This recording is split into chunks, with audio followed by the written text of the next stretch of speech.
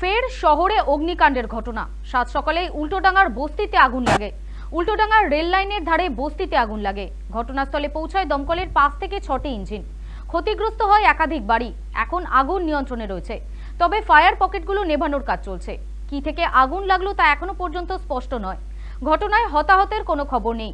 জানা গিয়েছে সকাল 7টা নাগাদ হঠাৎই আগুন দেখতে পান তারা। চারিদিক ধোঁয়ায় ঢেকে যায়। দ্রুত সেই আগুন ছড়িয়ে পড়ে। বাসিন্দারাই প্রাথমিকভাবে আগুন নেভানোর কাজ শুরু করেন। খবর যায় দমকলে। ঘটনাস্থলে আসে 6টি ইঞ্জিন। যুদ্ধকালীন তৎপরতায় কাজ শুরু করেন কর্মীরা। দমকল ও স্থানীয়দের চেষ্টায় প্রায় ঘন্টা খানিকের চেষ্টায় আগুন নিয়ন্ত্রণে আসে। তবে ঘটনায় পুড়ে ছাই হয় 10 থেকে 12টি ঝুপড়ি। ক্ষতিগ্রস্ত হয়েছে পরপর থাকা বাড়িগুলিও। সর্বস্ব খুইয়ে ভেঙে পড়েছেন ক্ষতিগ্রস্তরা। তবে দমকল ঠিক সময় না এলে আরো বড় কোনো ক্ষতি হতে পারত। খবর পেয়ে ঘটনাস্থলে যান দমকল মন্ত্রী সুজিত বসু। তবে বারবার শহরের বুকে বিভিন্ন বস্তিতে আগুন লাগায় প্রশ্ন উঠছে। এর আগে শহরে অগ্নিকাণ্ডের ঘটনায় উদ্বেগ প্রকাশ করেছিলেন মুখ্যমন্ত্রী মমতা বন্দ্যোপাধ্যায়। দুর্ঘটনা এড়াতে সতর্কতামূলক নির্দেশ শোনা গিয়েছিল মুখ্যমন্ত্রীর মুখে।